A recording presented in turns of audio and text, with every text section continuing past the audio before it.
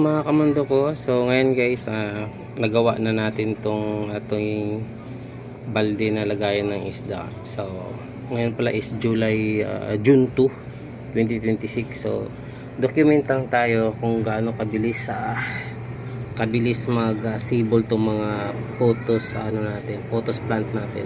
So ito lang yung talbos niya guys, para halos di makita. Pero mayroong talbos as meron namang ugat. Tapos ito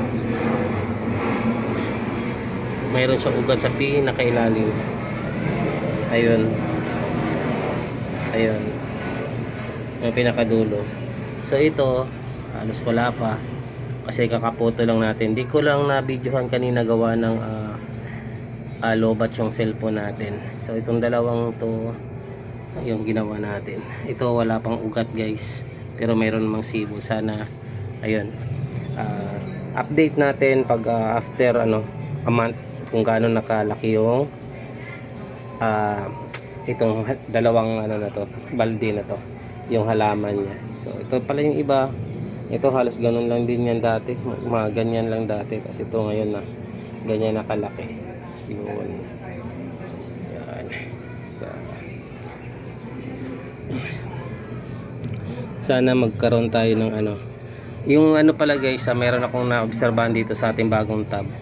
Pag bagong tab talaga nagka-adjust yung isda talaga natin, dahil sa nasa loob sila, sa hindi naaarawan direkta, tapos nilabas natin siya, tapos nauulanan, so yung temperature iba talaga.